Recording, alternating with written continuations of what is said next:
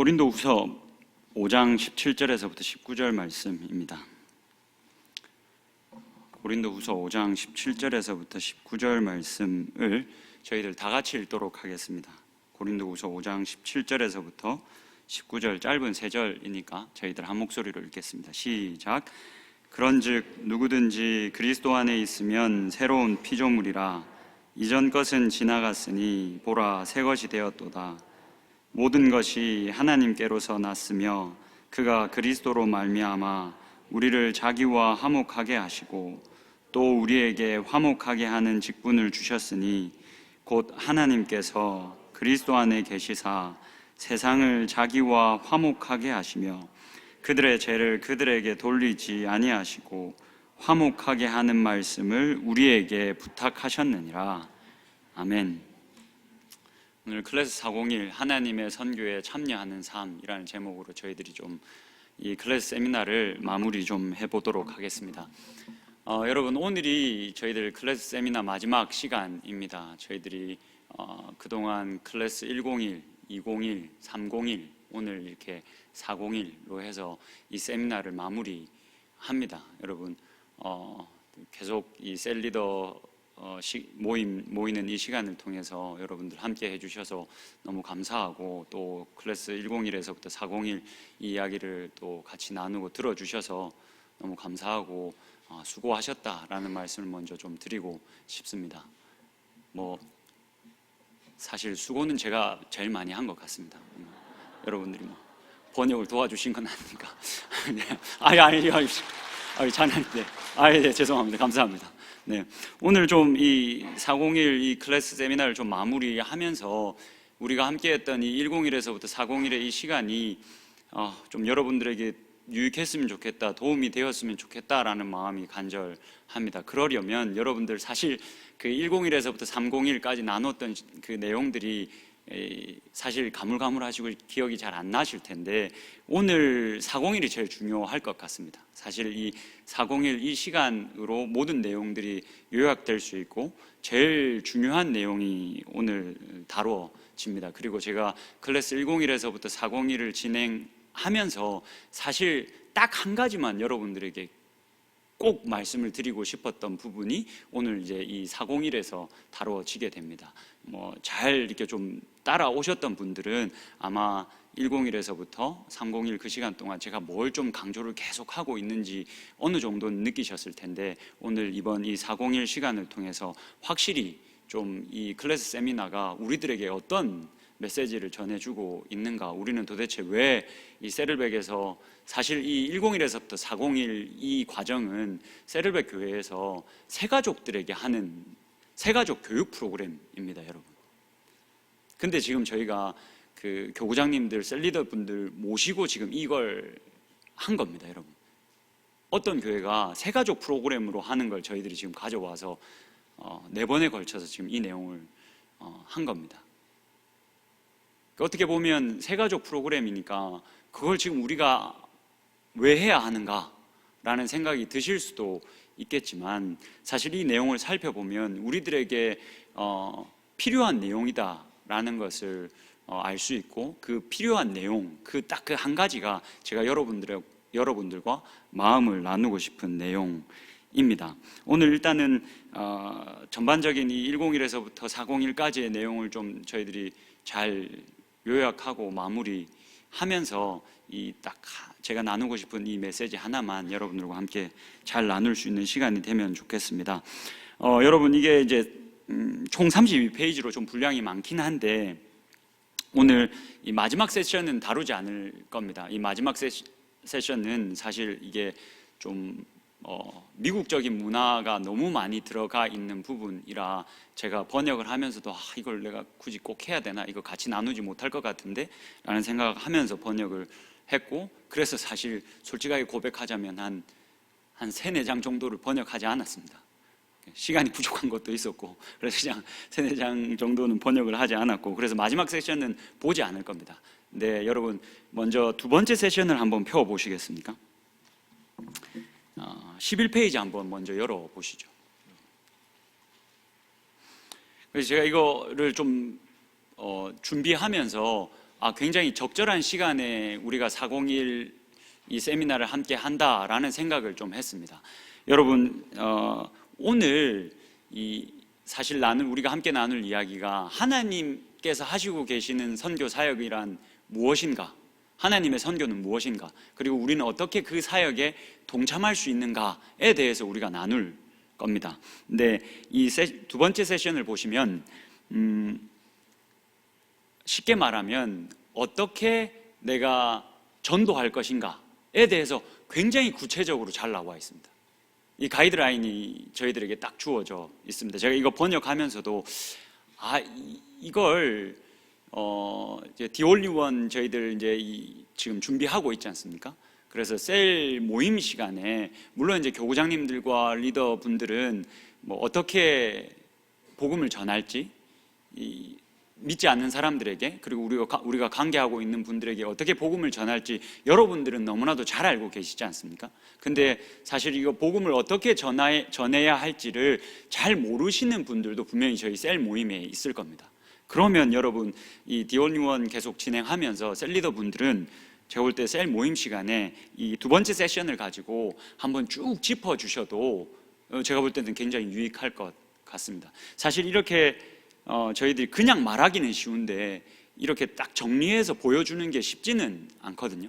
그래서 그 개개인이 어떻게 복음을 전할 수 있을까를 이제 그 가이드라인을 제시해 주는 부분이다라고 생각하시고 이 부분 저희들이 시간 관계상 막 깊게 볼 수는 없고 여러분들 다 잘 아시는 거니까 그냥 한 번만 쭉 눈으로 보면서 한번 넘어가겠습니다. 두 번째 세션 11페이지 보시면 일단 작은 박스 보시면 개인적인 이야기는 매우 설득력 있는 의사소통의 방식입니다. 이렇게 복음을 전할 때 자신의 감정을 섞어서 자신의 이야기로 이 복음을 전하는 게 굉장히 효과적입니다 라는 말을 하고 그러면 그걸 어떻게 우리가 그 복음을 내 개인적인 이야기와 섞어서 전달할 수 있을지에 대해서 저희들에게 잘 알려줍니다. 먼저 아래쪽에 보시면 당신의 개인적인 이야기가 가지는 가치, 왜 이 복음을 전하면서 내가 만난 하나님에 대해서 이야기해야 하는가에 대해서 알려주는데 첫 번째가 이 세상에서 당신과 같은 이야기를 가진 사람은 없기 때문입니다.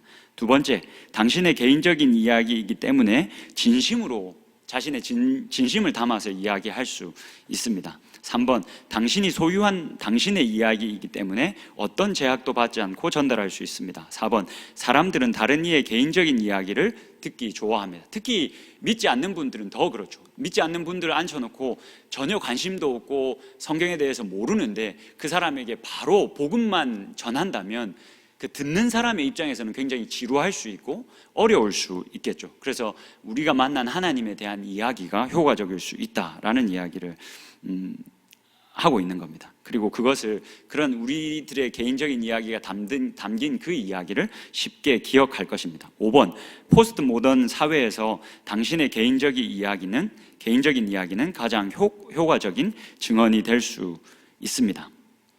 넘어가서 보시면 4단계로 구성하는 나의 이야기를 보시면 요건 쭉 참고하셔서 이렇게 이 항목대로 자신의 이야기를 구성할 수 있다라는 걸 참고하시면 되고 13페이지 그대로 넘어가셔서 개인 간증 작성을 위한 가이드라인 한번 보시죠. 여기서 굉장히 친절하게 어떤 용어는 쓰면 안 되고 어떤 용어를 쓰는 게 좋습니다 라는 것도 좀 짚어주고 있습니다. 비그리스도인들을 위한 단어 선택에 유의하십시오. 그리스도인의 용어는 이런 건데 우리들의 용어를 계속 쓰다 보면 믿지 않는 분들이 이해하기가 어렵거나 너무 나와 다른 사람이다 라고 생각할 수 있으니까 일반적인 용어를 좀 대체해서 사용하는 게 좋겠습니다 라고 제안을 하고 있는 겁니다. 조금 넘어가서 비그리스도인들을 만나 간증을 들려줄 때 개인적으로 만난 그 하나님에 대한 이야기를 나눌 때 아래의 문장은 피하십시오. 나는 이런 이유로 하나님을 찬양합니다. 하나님께 나는 너무 큰 복을 받았습니다. 할렐루야, 아멘. 이것은 정말 영광스럽습니다. 나는 속죄를 받았습니다. 이런 단어는 우리의 전도 대상자와 우리의 거리를 멀게 할 수 있다라는 거 여러분들 한번 짚어주시면 좋을 것 같고 좀 넘어가서 다른 이의 간증을 듣고 배우기. 사실 이 클래스 세미나를 이 401을 진행할 때는 이 자신의 이야기를 잘 복음의 이야기와 섞어서 전달하는 강사가 나와서 이걸 전달해야 됩니다. 그리고 그 이야기를 들으면서 좀 자신이 들었을 때 어떤 게 좀 효과적일지를 좀 체크하고, 이런 시간도 포함되어져 있는데 우리들은 시간상 이건 좀 넘어가도록 하고요. 혹시 여러분들이 셀 모임에서 이렇게 하실 일이 있다면 셀 리더분 혹은 이제 교구장님이 모델이 되어 주셔가지고 자신이 이렇게 간증을 먼저 어떻게 하는지, 어떻게 다른 불신자들에게 복음을 전하는지 모델이 될 만한 그 이야기를 먼저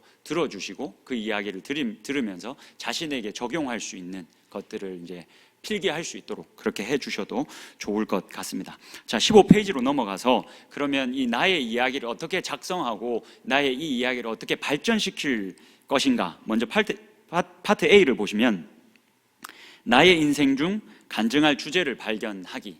그러니까 내가 어떤 좀 우리가 인생을 살아오면서 하나님이 우리들의 인생에 독특하게 다들 일해 오셨지 않습니까? 우리가 각자 다른 방법으로 하나님을 만났습니다. 그래서 어떤 내 삶에는 주제가 있는지, 그 주제가 쭉 이렇게 기록되어져 있습니다. 그래서 이 주제를 이 15페이지와 16페이지에 쭉 기록되어져 있는 주제들을 보시면서 체크하게 해 주셔도 좋습니다.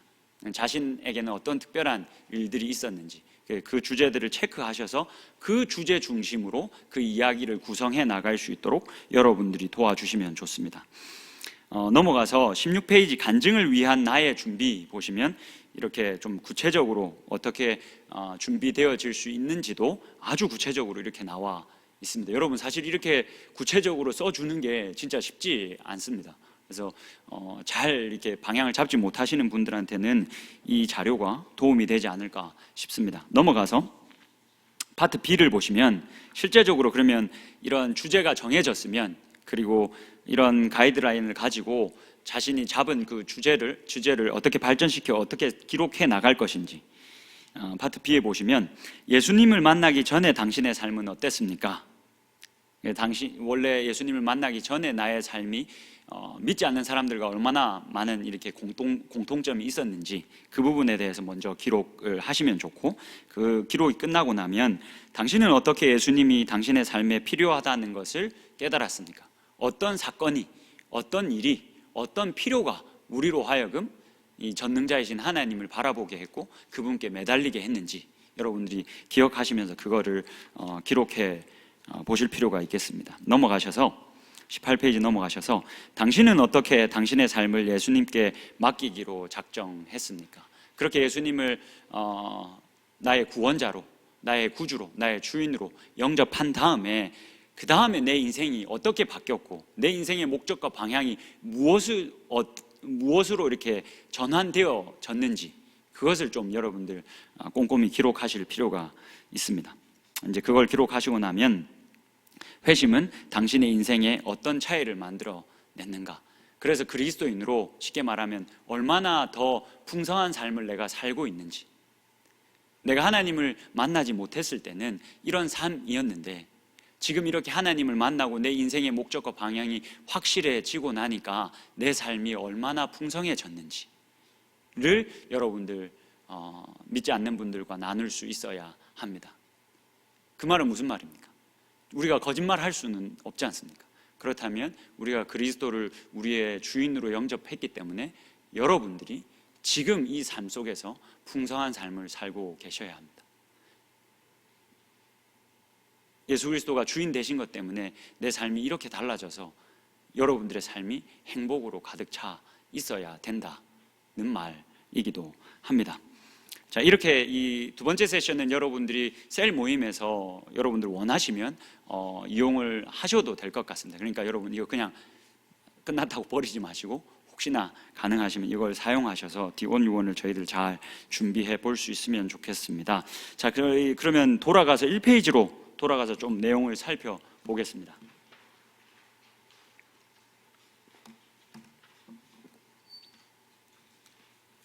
자, 첫 페이지 보시면 클래스 그리스도인의 삶과 사역을 위한 세미나 클래스 401 나의 선교적 사명 발견하기가 이번 클래스의 이제 타이틀입니다. 핵심입니다. 처음부터 좀 제가 읽어드리겠습니다. 반갑습니다. 이번 강의는 클래스 세미나의 4번째 강의입니다. 이 세미나의 모든 강의는 서로 깊게 연결되어 있습니다. 만약 당신이 앞에 강의를 수강하지 못했다면 그 강의를 먼저 수강하셔야 합니다. 우리는 당신이 선교적 사명에 준비되기 이전에 교회의 가족으로서 서약을 하고, 이게 클래스 101에 저희가 다뤘던 내용입니다. 영적인 성장을 위해 거룩한 습관들을 형성하고, 어떻게 거룩한 습관을 그리스도인으로 형성할 것인가를 우리가 201에서 다뤘습니다. 자신의 은사에 따른 사명을 발견하기, 그래서 나는 어떤 은사를 가지고 있는가, 나는 어떤 성격, 어떤 달란트를 가지고 있는가에 대해서 저희가 어떻게 그것을 발견하고 발전시켜 나갈 수 있는가에 대해서 나눈 게 저희들 301의 시간이었습니다. 이 모든 과정들은 당신이 자신의 평생의 선교적 사명을 발견하기 위한 디딤돌입니다. 사실 저희가 101, 201, 301 이 시간들을 가졌는데, 사실 101에서부터 301은 이 401 이 시간을 위해서 존재합니다. 이 401의 이 시간에는 하나님의 선교란 무엇인가 먼저 이해하고, 나는 어떻게 하나님께서 하고 계신 그 선교 사역에 동참하여 살아갈 수 있는가를 발견하는 시간입니다. 결국에는 이것을 하기 위해서 여러분 우리가 101에서부터 301까지 해온 것이다 라고 여러분들 생각하시면 됩니다. 클래스 401의 목표 한번 보겠습니다. 이 세미나를 시작하면서 이미 언급했던 것처럼 하나님은 분명한 목적을 가지고 당신을 창조하셨습니다. 제가 이거 101 할 때 제일 많이 강조한 겁니다. 우리들의 인생에는 하나님의 분명한 목적이 있다.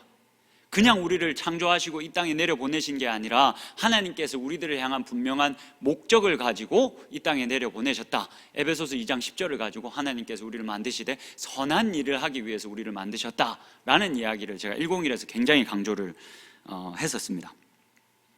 그 목적 아래에서 흠 많은 인간들이 온전하고 영원하신 하나님과 연결됩니다. 하나님이 어떻게 당신의 인생에서 일하셔서 인생의 목적을 발견하고 성숙하게 하셨는지에 대한 당신의 개인적인 이야기가 다른 이들을 하나님께 나아가게 할 때에 가장 효과적인 방법 중 하나입니다. 당신의 은사, 성품, 그리고 당신의 인생 이야기를 통하여 다른 이들을 깊고 강력하게 이끌 수 있습니다. 이번 강의의 목표는 아래의 문장들로 요약이 가능합니다. 첫 번째, 하나님의 선교에 대해서 이해하기. 두 번째, 나의 삶 속에서 나의 선교적 사명 발견하기. 세 번째, 나의 인생을 향한 하나님의 계획을 피스 플랜을 통해서 살아내기. 이 3번은 저희가 다루지 않을 겁니다. 넘어가겠습니다. 두 번째 페이지입니다. 클래스 401의 기본 전제. 나는 하나님의 목적을 성취하기 위해서 창조되었습니다. 하나님께서 그런 목적을 가지고 우리를 창조하셨다라는 것이 클래스 401이 시작되기 전에 우리가 가지고 있어야 할 전제입니다. 내가 태어나기도 전에 하나님은 그의 선교 사역을 내 인생을 통해 펼치실 것을 계획하셨습니다. 이것이 우리가 가져야 할 계획입니다. 좀 그 네모 박스, 두 번째 네모 박스로 넘어가서 좀 보겠습니다. 굵은 글씨체로 되어 있는 거 보시면 내 인생의 1차적인 목표는 하나님이 나에게 주신 사명을 성취하는 것입니다. 두 번째 굵은 글씨 보시면 내 인생 속에서 하나님께서 주신 선교적 사명을 완수할 때 하나님이 영광을 받으십니다.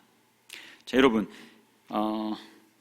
세션 1으로 저희들이 들어갈 텐데 좀 여러분들이 쉽게 이해하고 좀 저희들이 한 가지 사실에 좀 집중해서 이 좀 광범위한 내용들을 나누기 위해서 이렇게 제가 좀 말씀을 드리겠습니다.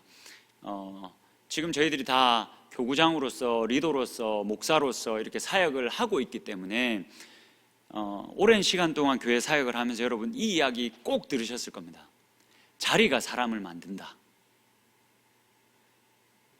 자리가 사람을 만든다. 이거 뭐 성경에 기록도 안 되어져 있는데 저희들 굉장히 많이 들었고, 또 이런 섬김의 자리에 갈 때에 이 말을 저희들이 꼭 듣게 됩니다. 저는 이 말이 너무 맞다라고 생각합니다. 근데 오늘 이 세션 1을 저희가 같이 나누면서 자리가 사람을 만든다라는 말이 구체적으로 우리들에게 어떤 의미를 가지는지만 여러분들에게 좀 선명하게 좀 이해가 되면 좋겠습니다. 자리가 사람을 만든다라는 말이 도대체 구체적으로 어떤 의미를 가지는지 그 의문을 좀 가지시고 저희들이 이 세션 1을 좀 함께 보면 좋겠습니다. 정리가 필요한 개념들은 넘어가고 1번 하나님이 인간을 창조하신 이유에서부터 좀 보겠습니다. 1번 하나님이 인간을 창조하신 이유, 하나님이 인간과의 관계를 즐거워하시기 때문에 하나님이 인간을 창조하셨습니다. 창세기 1장 26절에 보면 하나님이 이르시되 우리의 형상을 따라 우리의 모양대로 우리가 사람을 만들고 그들로 바다의 물고기와 하늘의 새와 가축과 온 땅과 땅에 기는 모든 것을 다스리게 하자 하시고, 여러분 저를 한번 봐 주시겠습니까? 지금 여기서 하나님이 인간과의 관계를 즐거워하신다 라는 이 말을 저희들이 조금 더 깊게 볼 필요가 있습니다. 여러분 이 말을 너무 많이 들어오셨지 않습니까? 너무 익숙한 표현이지 않습니까? 근데 사실은 이게 하나님께서 우리와 관계 맺는 것을 기뻐하신다라는 말은 사실 굉장히 충격적인 말입니다. 지금 창세기에서 말하고 있는 것처럼 하나님이 인간을 지으실 때 우리의 모습대로, 우리의 형상대로 사람을 만들자라고 말씀하셨습니다. 이 우리의 모습이라는 말이 무슨 말입니까, 여러분? 여기에서부터 삼위일체 개념이 나오지 않습니까? 세 분이신데 한 분으로 존재하십니다. 한 분이신데 세 분으로 존재하시는 분이 우리가 섬기는 하나님이십니다. 이게 말로 다 설명될 수 없는 신비한 존재 방식을 가진 분이 하나님이십니다.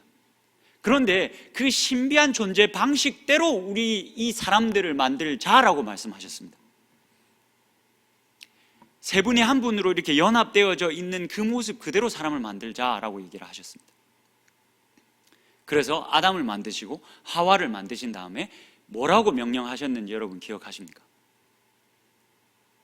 각각의 부모를 떠나서 둘이 한 몸이 될지라.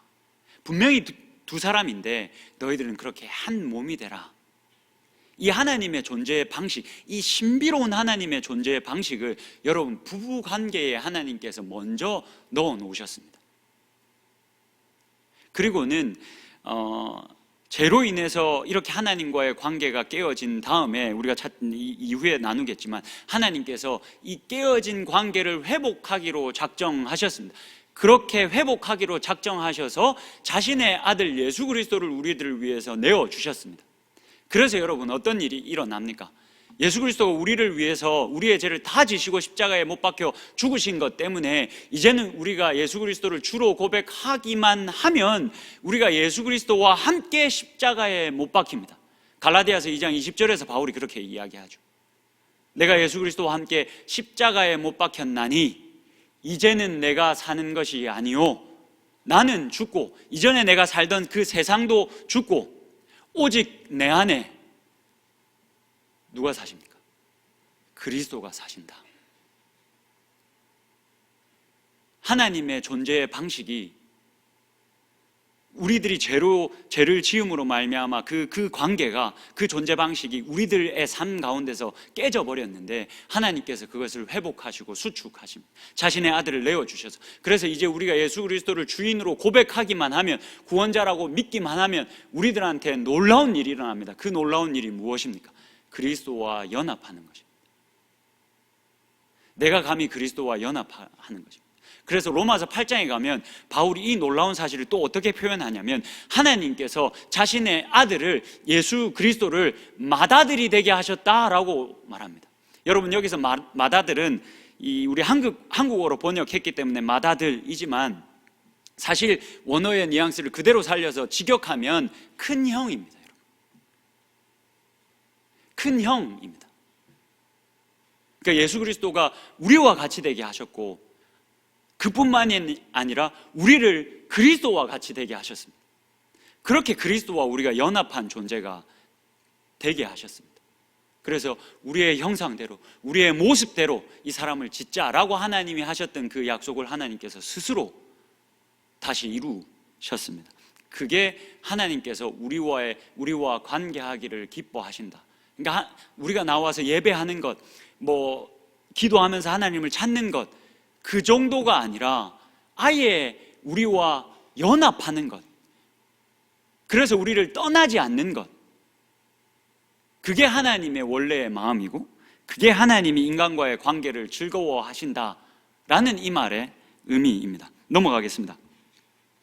그래서 그렇게 우리가 그리스도와 연합했기 때문에 두 번째, 우리로 하여금 그리스도처럼 살게 하기 위해서 우리를 창조하셨다.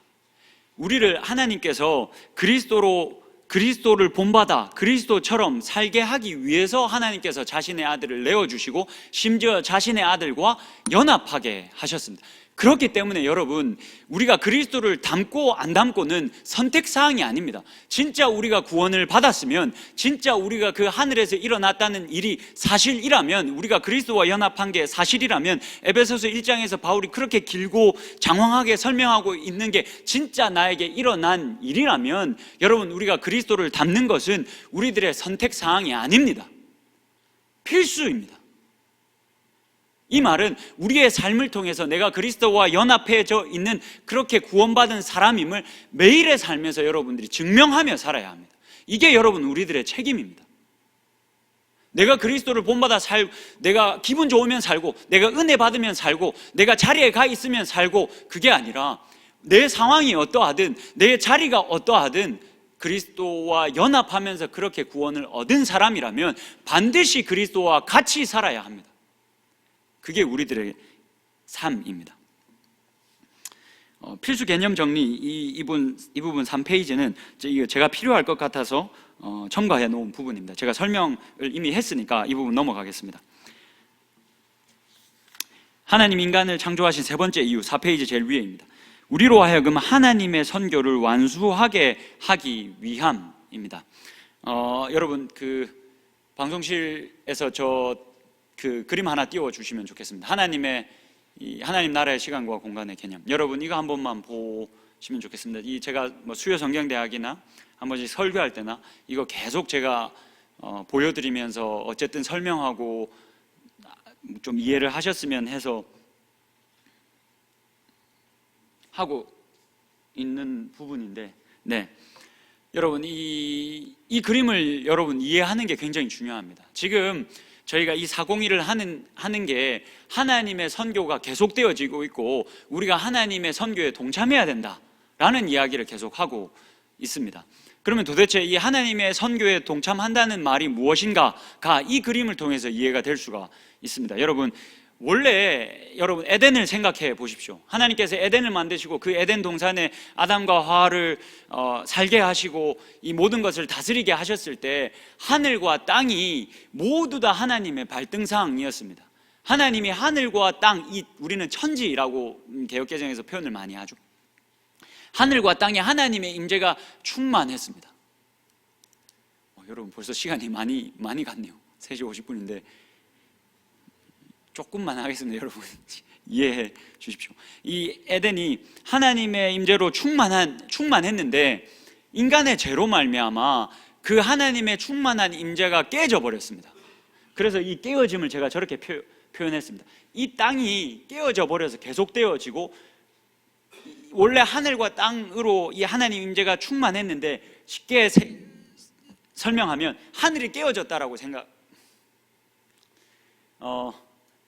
이 하나님 나라가 깨어졌다라고 여러분들 생각하시면 됩니다. 그래서 이 세상은 깨어진 나라로 계속되어져 왔습니다. 이게 여러분 구약 성경 시대라고 볼 수 있겠죠. 그 시간이 하나님 나라가 깨어진 채, 그 하나님의 임재가 깨어진 채 계속되어져 오다가 하나님께서 이 하늘과 땅에 충만한 임재가 있는 그 하나님의 나라를 회복하기로 작정하셔서 원래 계획하신 그 계획대로 자신의 아들을 내려보내셨고, 자신의 아들을 내어보내셨을 뿐만이 아니라 이 세상을 위해서 내어주셨습니다. 그래서 예수 그리스도가 십자가에 못 박힘으로 말미암아 다시 이 하나님의 나라가 임하게 되었습니다. 이게 할 얘기가 정말 많지만 좀 줄여서 하면, 여러분 복음서 보시면 예수 그리스도가 십자가에 달리실 때, 예수 그리스도가 이 땅에 오셔서 공생의 사역을 시작하기 전에 예수님이 세례를 받으시지 않습니까? 세례를 받으실 때 복음서 기자들이 뭐라고 표현하냐면 하늘이 열렸다. 그전에는 하늘이 닫혀 있었다라고 여러분들 생각하시면 됩니다. 하나님의 임재가 이게 깨어짐으로 말미암아 하늘이 닫혀 있었는데, 복음서 기자들이 이걸 표현하기 위해서 뭐라고 말하냐면 예수님이 공생의 사역 시작하기 직전에 세례를 받으실 때 다시 하늘이 열렸다라고 이야기합니다. 그리고는 또 한 번 그 하늘이 열렸다라는 표현이 언제 등장하냐면 예수 그리스도가 십자가에 달리실 때, 여러분들 기억하시겠지만 어떤 일이 일어납니까? 성소와 지성소, 성소와 지성소를 나누고 있던 그 휘장이 아래에서부터 위로 찢어진 게 아니라 위에서부터 아래로 찢어졌다라고 기록합니다. 이거 무슨 말을 하는 겁니까? 하나님께서 찢어버리셨다라는 걸 의미하는 거죠. 이 성소는 여러분들, 이 성소는 우주를 그려주는 그림을 이 성소가 가지고 있다는 거 여러분 아시죠?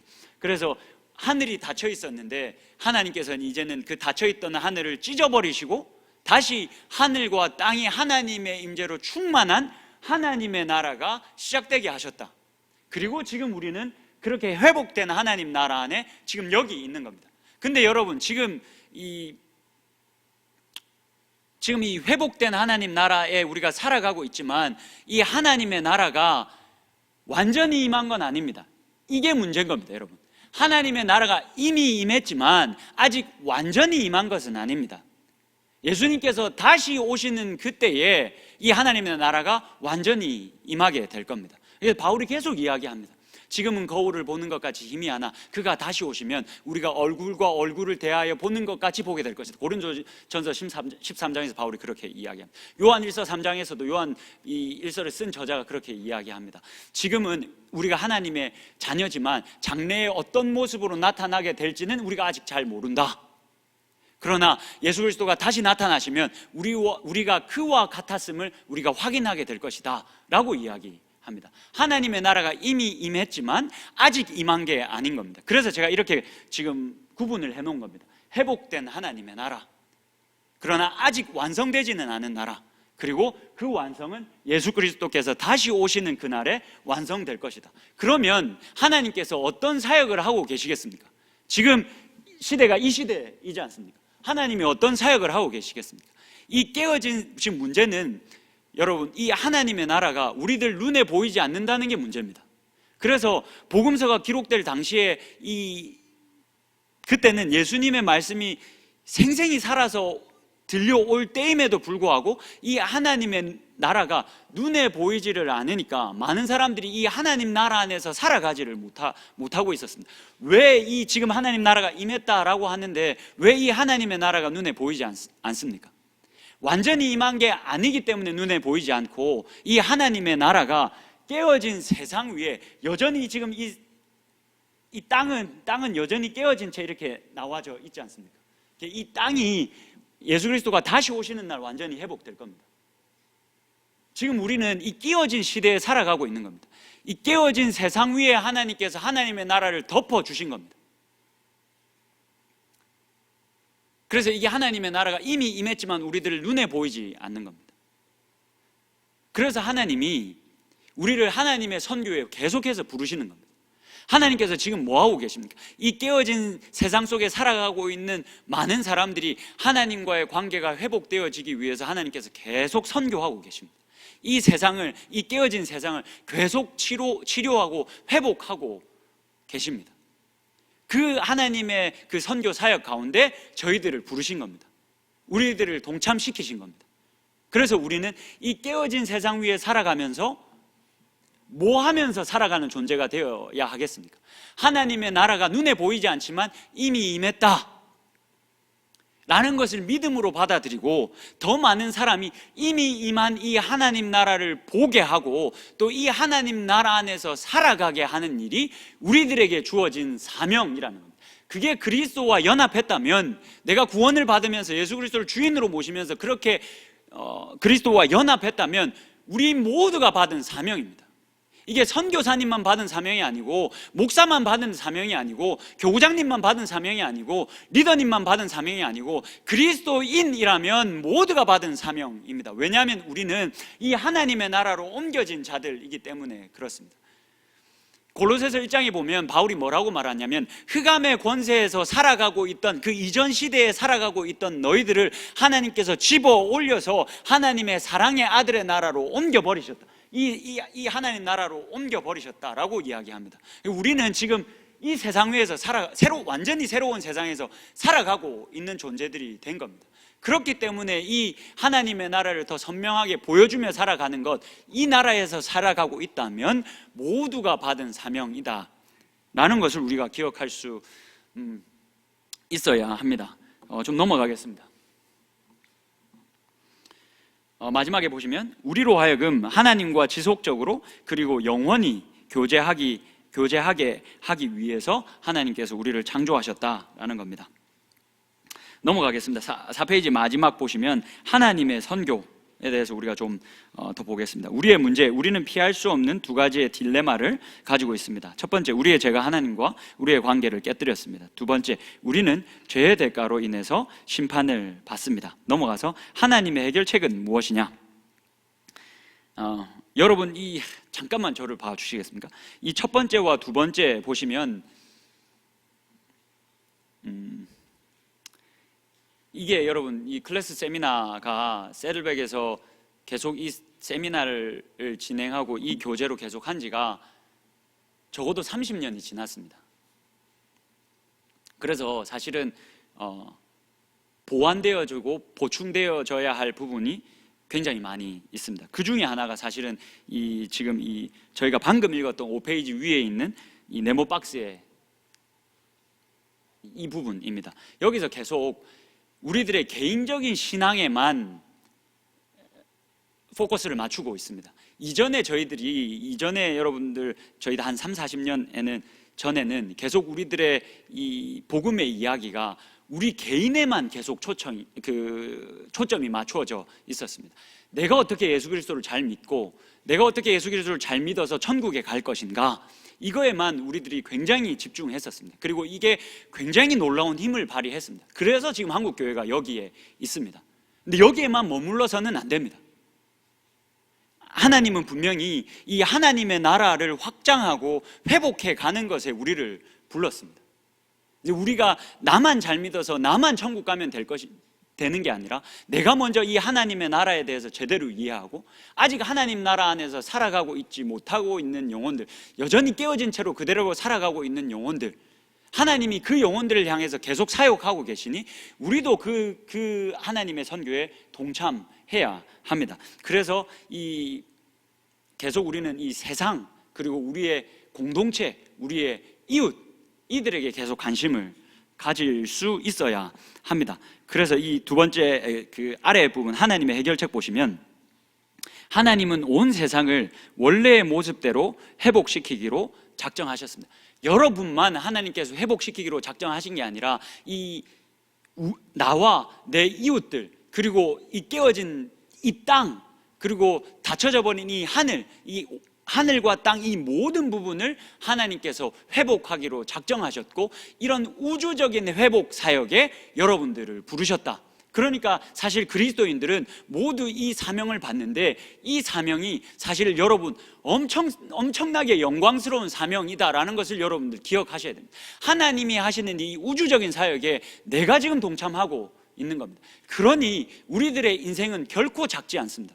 제가 클래스 세미나 하면서 계속 여러분들에게 말씀드린 겁니다. 지금 우리들이 당면하고 있는 여러 가지 문제들, 고민들, 어려움들 있지 않습니까? 충분히 그것들이 어렵게 할 수 있습니다. 그러나 여러분, 우리들의 시야가 그렇게 좁아지면 안 됩니다. 더 넓게 세상을 보셔야 합니다. 하나님께서 우리들을 만드셨는데 왜 만드셨냐면 그 어려움 가지고 씨름하고 그냥 세상 사람들과 다를 바 없이 눈물 지으며 살아라고 우리를 만드신 게 아니라, 하나님께서 우리를 만드시고 이 땅에 내려보내신 이유는 이 세상이 깨어져서 이렇게 신음하고 살아가고 있는데 너희들만이라도 이 우주를 회복하는 이 사역에 나와 함께 함으로 말미암아 그렇게 눈물 짓고 살아가고 있는 자들에게 하나님 나라 안에 들어오게 해서 눈물 닦고 행복하게 살게 하라라고 우리를 부르셨습니다. 이사야 선지자가 이사야서 41장에 가면 뭐라고 고백하냐면, 하나님의 그 거룩한 나라에는 해함도 없고 상함이 없을 것이다 라고 고백합니다. 젖된 아이가 독사의 굴에 손을 넣어도 물지 않고 이 사자와 어린 양이 함께 뒹구는 나라가 하나님 나라가 될 것이다. 너희들이 하나님 나라가 임하고 그 하나님 나라 안에 너희들이 들어가 살기만 하면 젖된 아이가 손을 넣어도 독사의 굴에 손을 넣어도 물지 않고 사자와 어린 양이 함께 뛰노는 그 나라가 너희들의 삶 가운데서 이루어지게 될 것이다. 내가 그 하나님의 나라를 너희들에게 허락했고 내가 너희들을 그 나라로 이미 옮겼다. 그 나라 안에서 살아가고 그 나라 안에서 살고 있지 못하는 사람들을 끌어다가 이 자리에 앉혀서 그들의 눈물을 닦아줘라. 그게 너희들이 받은 사명이다 라고 하나님께서 계속 이야기를 하고 계신 겁니다. 마지막 고린도후서 5장 19절에 보시면 그래서 이렇게 기록하고 있습니다. 곧 하나님께서 사람들의 죄과를 따지지 않으시고 화해의 말씀을 우리에게 맡겨 주심으로써 세상을 그리스도 안에서 자기와 화해하게 하신 것입니다. 여러분, 세상을 하나님과 화해하게 하시기 위해서 우리를 부르셨다라고 바울은 계속 이야기합니다. 넘어가겠습니다. 5페이지 보시면 복음이 전달하는 메시지.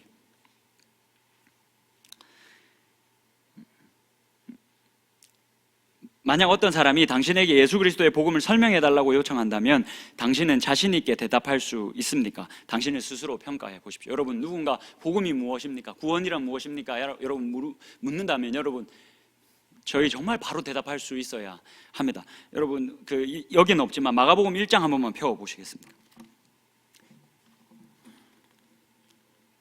마가복음 1, 이 복음이 전달하는 메시지만 저희들 하고 마치겠습니다.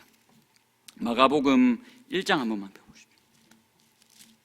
마가복음 1장 14절 15절 한번 보시겠습니다. 마가복음 1장 14절 보시면 요한이 잡힌 후 예수께서 갈릴리에 오셔서 하나님의 복음을 전파하셨다. 요한이 잡힌 후에 예수님께서 사실은 이 광야에서 시험을 받으신 다음에 갈릴리에 오셔서 복음, 그 기쁜 소식을 전하셨다라고 기록합니다. 그리고는 15절에 그 기쁜 소식의 내용이 무엇인지를 우리들에게 알려주십니다. 15절 보시죠. 이르시되 때가 찼고 하나님의 나라가 가까이 왔다. 이거 저번 주에 담임 목사님께서 설교하셨습니다. 이 말이 뭐라고 담임 목사님 말씀하셨습니까? 이게 지금 임했다. 하나님 나라가 지금 여기서 이렇게 예수 그리스도가 이 땅에 오심으로 말미암아 예수 그리스도가 그 하나님의 나라를 끌고 왔다. 여러분, 우리들이 받는 우리들을 기쁘게 하는 그 기쁜 소식, 그 복음이 무엇입니까? 구약에 예언되어져 있던 그 하나님의 나라, 완전히 새롭게, 이 깨어진 세상을 완전히 새롭게 할 그 하나님의 나라, 이 그리스도인들이, 하나님을 믿는 이들이 오매불만 기다렸던 그 하나님의 나라가 때가 차서 지금 여기에 왔다. 그 하나님의 나라가 시작되었다라는 게 우리를 기쁘시게 하는 소식이지 않습니까? 여러분, 이게 복음입니다. 하나님의 나라는 예수 그리스도가 끌고 오셔서 이미 시작되어졌고, 우리는 예수 그리스도를 우리의 주인으로 고백하는 그 순간 우리는 그 나라로 옮겨져서 그 나라 안에 이미 살고 있는 자들이 되었습니다. 여러분, 이게 우리들을 기쁘게 하는 소식이지 않습니까?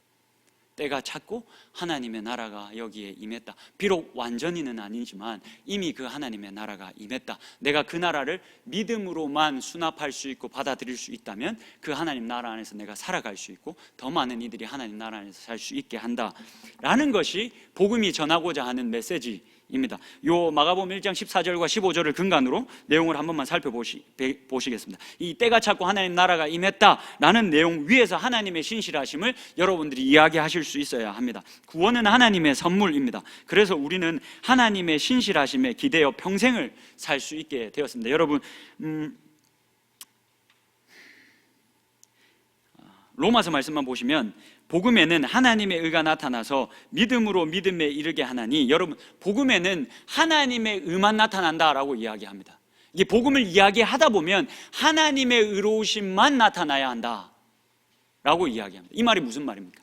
우리들의 구원을 하나님께서 전적으로 이루셨다. 그래서 저는 항상 이 믿음으로 믿음에 이르게 한다라는 이 말은, 설명이 아주 복잡한데 쉽게 말하면 예수 그리스도의 그 신실하심이, 하나님의 이 믿음이라는 단어는 신실하심으로도 번역할 수 있거든요.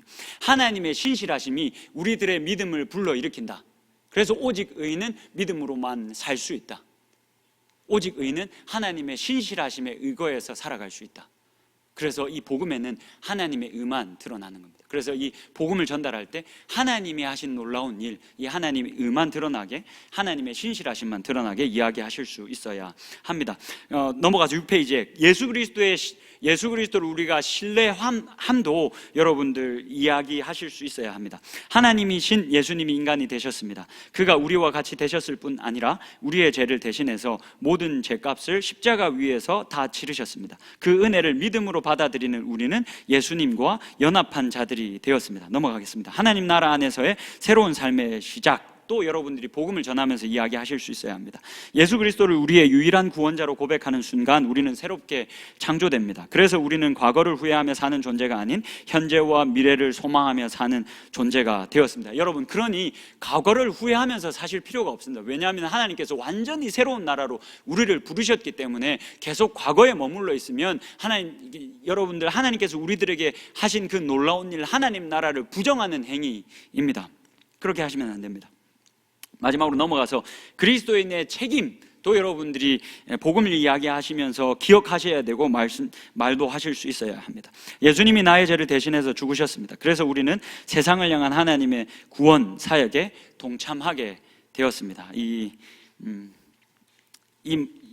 우리들의 책임, 우리들의 의무도 여러분들 기억하셔야 합니다. 그래서 7페이지에부터 시작되는 당신의 인생을 위한 동기부여. 그래서 우리가 왜 그러면 이 사명자로 살아야 하는지, 왜 그리스도인들은 모두 다 사명자인지에 대해서 구체적으로 이야기하는 부분입니다. 제가 하면서 이야기를 많이 했다라고 생각하고 이 부분 넘어가고 마무리하겠습니다. 여러분, 제가 처음에 시작하면서 드렸던 것처럼 자리가 사람을 만든다. 여러분이 참 맞는 말입니다. 구체적으로 이렇게 말하고 싶습니다. 여러분, 자리가 우리로 하여금 그리스도인 되게 합니다. 우리가 서 있는 그 목사라는 자리가, 교구장이라는 자리가, 리더라는 자리가 여러분 우리로 하여금 그리스도인답게 하는 자리입니다. 여러분, 제가 목사로 지금 살고 있습니다. 근데 목사로 살아가면서 계속 하나님이 나를 왜 목사로 부르셨을까라는 의문이 계속 있습니다. 여러분들 그렇게 안 보이시겠지만 사실 제 말로 이렇게 말하는 게 너무 웃기네요. 제가 굉장히 이기적인 사람입니다. 제가 이걸 인정하기 굉장히 싫어하는데 저희 아내가 늘 저에게 하는 지적이 그겁니다. 진짜 지 밖에 모른다. 진짜 지 밖에, 어떻게 저렇게 지 밖에 모르나, 막 이렇게 계속 지적을 받고 있기 때문에 인정하고 싶지 않지만 제일 가까운 사람이 그렇게 지적하니까 그런 사람이다라고 인정을 해야 할 것 같습니다. 돌아보면 실제로 그렇습니다. 제가 여러분 사실 누군가의 인생에 관여하는 걸 그리 좋아하지 않습니다. 제가 에너지가 많이 없습니다. 그래서 막 누군가의 인생에 관여하는 걸 그리 좋아하지 않습니다. 그리고 제가 막 어떤 사람들은 사람들과 만나서 이야기하면 그 만나서 이야기하는 시간 때문에 에너지를 얻지 않습니까? 근데 두 부류의 종류의 사람이 있는 것 같습니다. 그렇게 만나서 이야기하면 에너지를 얻는 사람과 에너지와 기가 다 빨리는 사람이 있는 것 같습니다. 저는 후자입니다, 여러분. 저는 후자입니다. 그래서 하고 나면 너무 힘이 듭니다. 그래서 이게 하고 나면 하나님, 이거 만나서 막 하면 에너지를 받고 막 너무 좋은 이런 사람들을 목사시키지 왜 나는 하면 이거 하면 할수록 에너지가 다 빠지는 것 같고 기가 다 빠지는 것 같은데 왜 나를 시키셨습니까? 라는 생각을 계속합니다. 근데 여러분, 제가 목사의 자리에 있지 않았다면 저는 진짜 이기적인 그리스도인이 아니라 이기적인 그리스도인이 있을 수 없습니다. 여러분, 그냥 이기적인 사람으로 살았을 겁니다. 다른 어떤 사람이 어떤 아픔을 가지고 살아가든 어떤 억울함을 가지고 살아가든 아무 관심 없이 그냥 그렇게 살아갔을 겁니다. 여러분, 근데 그렇게 살아가면 그리스도와 연합한 자가 아닙니다. 그리스도인이라 할 수 없습니다. 그리스도가 이 땅에 오셔서 어떻게 사셨습니까? 고아와 가부들의 친구가 되어 주셨습니다. 세리와 죄인들의 친구가 되어 주셨습니다. 아프고 힘든 자들에게 도움이 되어 주셨습니다. 그분과 우리가 연합했습니다. 우리가 주를 고백하는 순간 그분과 우리가 연합했습니다. 다른 존재와 연합한 게 아닙니다. 그리스도와 연합했습니다. 그러면 내가 목사가 아니라도, 교구장이 아니라도, 리더가 아니라도 그리스도인이라면, 그리스도와 연합한 자라면 우리 남의 인생에 관여하며 살아야 합니다. 하나님의 나라를 그렇게 확장시키며 살아가야 합니다. 여러분, 때로는 교구장으로 살아가시는 게, 리더로 살아가시는 게 힘에 겨우실 수 있다는 거 너무 잘 압니다. 그 일이 얼마나 힘들다는 거 너무나도 잘 압니다. 힘든 얘기 계속 듣다 보면, 아픈 얘기 계속 듣다 보면 우리도 같이 계속 아픈 것 같지 않습니까? 여러분, 사실 그래서 제가 청년부로 옮겨진 게 사실 지금 얼마나 기쁜지 모릅니다. 죄송합니다. 적어도 이 친구들 잘 아프지는 않으니까. 여러분, 그게 얼마나 힘든 일인지 저도 너무나도 잘 압니다. 근데 여러분, 그 자리가 우리를 그리스도인 되게 합니다. 그 자리가 우리를 그리스도인 되게 돕습니다. 여러분, 힘들어도 어려워도, 야, 너 목사니까, 너 목사의 사명을 받았으니까 너 그렇게 계속, 너는 그렇게 살아. 나는 아니야. 야, 너 선교 상을 받아서 선교사로 살고 있으니까 너는 그렇게 평생을 헌신해. 너는 그렇게 평생을 헌신하는 게 마땅해. 나는 아니야. 옳지 않습니다. 성경 절대 그렇게 얘기하지 않습니다. 우리가 동일한 사명을 받았습니다. 다만 우리가 기능이 다를 뿐이지 우리는 동일한 사명을 받은 자들입니다. 그 사명을 가지고 이렇게 하나님의 나라를 선명하게 하면서 그 하나님의 선교 사역에, 이 우주를 회복시키는 그 어마어마한 사역에 내가 동참하고 있다라는 자부심을 가지고 살아갈 수 있는 저와 여러분이 되었으면 좋겠습니다.